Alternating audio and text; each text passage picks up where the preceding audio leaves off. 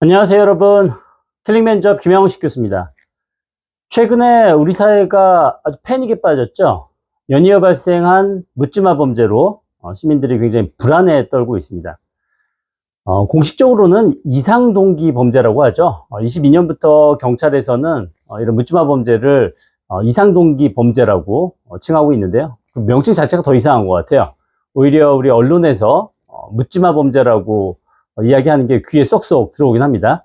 근데 면접을 준비하는 우리 경찰 수험생 또는 다른 뭐 전문가들은 이상동기 범죄라고 이렇게 정확한 용어를 사용하는 게 맞는 것 같습니다. 연이어 발생한 사건 신림역, 서현역, 그리고 그 다음날 발생한 대전에서의 그런 학교에서의 흉기 난동 사건. 세 개가 유사한 것 같지만, 각자 좀 내용이 좀 다릅니다. 첫 번째, 신림역 사건의 경우에는 7월 21일 날 발생했습니다. 30대 조선이라는 남성이 신림역 인근에서 칼부림을 해서 20대 남성 한 명이 사망하고 부상자들이 발생한 사건이고요. 두 번째 사건은 8월 3일이었습니다. 일주일 남짓 후에 발생한 사건인데 분당 서영구 AK플라자에서 발생한 사건이죠. 이때는 20대 최원종이라는 가해자가 칼부림을 해서 한 명이 사망하고 그리고 13명이 부상을 당했죠. 이 범행 방식 자체는 차량으로 인도에 돌진해서 사람을 살상하고 그리고 내려서 칼을 들고 백화점에 들어가서 무차별 흉기 난동을 벌였죠. 2008년도 일본의 아키하바라 사건과 굉장히 흡사한 그런 사건이었습니다. 그리고 그 다음 날 8월 4일이었죠. 오전 9시경에 대전의 한 고등학교에서 20대 남성이 교사에게 흉기를 휘두르고 달아났습니다. 이 세 가지 사건을 소위 우리가 이제 묻지마 범죄라고 이렇게 언론에서 이야기를 하고 또 연달아서 이렇게 발생하니까 시민들이 굉장히 불안에 떨게 됐어요. 그래서 호신용품을 구매하는 사람들이 늘고 그리고 보험회사에서는 이런 묻지마 범죄 보험 상품까지 나올 정도로 어떻게 보면 우리 사회가 지금 사회적 패닉 상태에 있는 게 아닌가라는 생각이 듭니다. 세 명이 다 20, 30대 가해자들이죠. 세 사건 모두 다. 첫 번째 그 신림역 사건의 경우에는요. 조선이죠. 조선이라는 사람인데 검찰 수사 결과 어떤 게임 중독에 빠져서 관절 뭐 이런 걸 통해서 본인과 같은 20, 30대 남자들에 대한 반감으로 그런 사람들만 범행의 대상으로 삼았죠. 실제 범행과 관련된 그런 영상이 언론에 보도된 걸 보면요. 여성이나 다른 나이든 노약자들은 그냥 스쳐 지나가고 20, 30대 본인과 비슷한 그런 남성들을 범행의 대상으로 삼아서 공격하는 모습을 볼 수가 있겠고요. 흡사 범행을 저지르는 그런 과정이 온라인에서의 그 슈팅 게임을 모방한 것처럼 그렇게 무차별적으로 공격하는 모습을 볼 수가 있습니다. 일단 뭐 검찰에서 발표하기로는 현실과 괴리된 그런 게임 중독 상태에서 불만과 좌절의 어떤 감정이 쌓여서 계획적으로 이상동기 범죄를 저질렀다라고 이렇게 공식적으로 발표를 했고요. 두 번째 8월 3일 날 발생했던 서현역 사건은 앞서 말씀드린 것처럼 일본 사건과 굉장히 유사하다고 했는데 차량으로 인도에 돌진해서 사람을 살상하고 그리고 내려서 또 칼로 또 살상한 건데요. 2008년도 도쿄 아키하바라에서 도모리 사건이라고 지칭되는 그런 묻지마 사건이 있었거든요. 일본 같은 경우에는 이런 묻지마 살인을 그 도모리 사건이라고 해요. 도모리가 뭐 길거리 마귀, 귀신 뭐 이런 뜻이에요. 즉 마귀에 걸린 사람처럼 그냥 이유 없이 사람들을 해치고 공격하는 그런 범죄를 도모리 사건이라고 하는데 2008년 사건과 굉장히 유사하다는 점이 있습니다.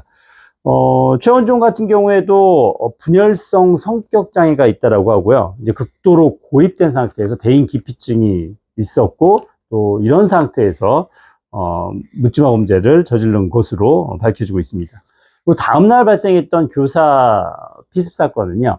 가해자 20대 남성이 그 교사와 관계가 있었죠. 과거에 다른 고등학교에 있었을 때 그 교과 담당 교사였고 그리고 이 남성은 바로 직전 해까지 조현병 우울증 진단을 받았지만 제대로 된 치료를 받지 않는 상태에서 이렇게 범행을 저지른 것으로 나타나고 있습니다.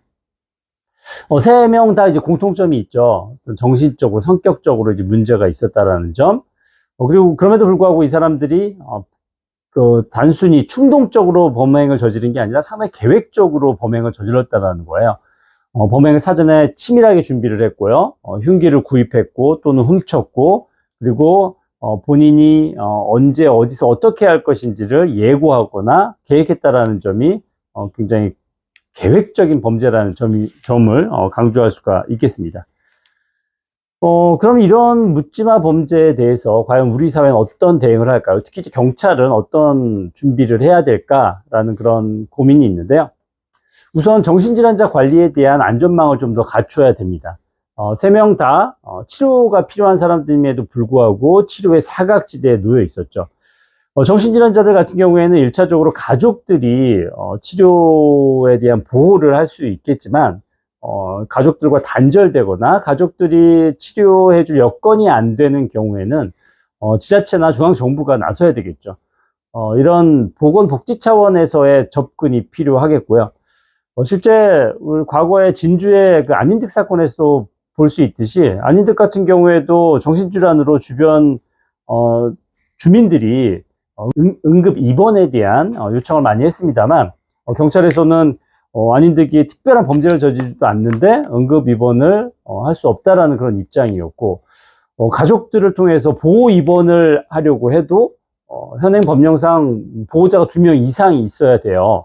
근데 당시에 안인득 같은 경우 이제 가족들과 떨어져 살았고 주민들이 찾아서 한 명을 찾았는데 2명 이상 동의가 필요했기 때문에 결국은 치료를 못했던, 그러니까 입원을 시키지 못했던 그런 사례가 있습니다.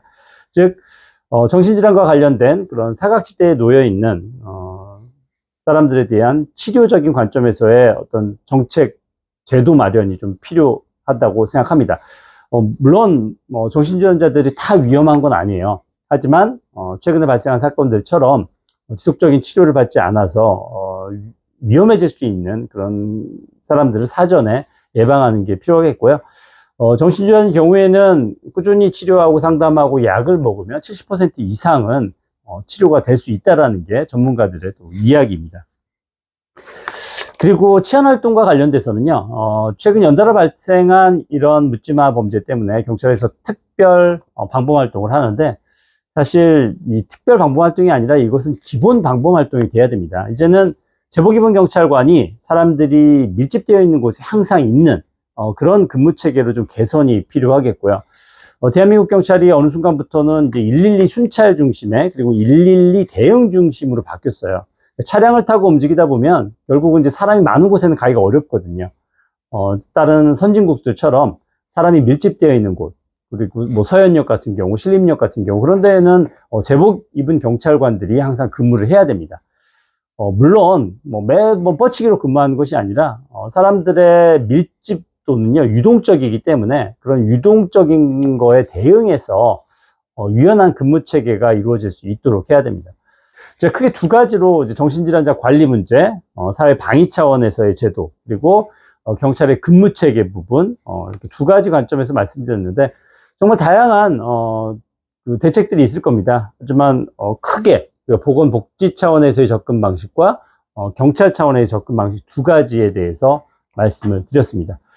이번 사건을 계기로 해서 우리 사회가 좀 더 안전한 사회로 변화되기를 기대하겠습니다. 여기까지 킬링 면접 김영식이었습니다.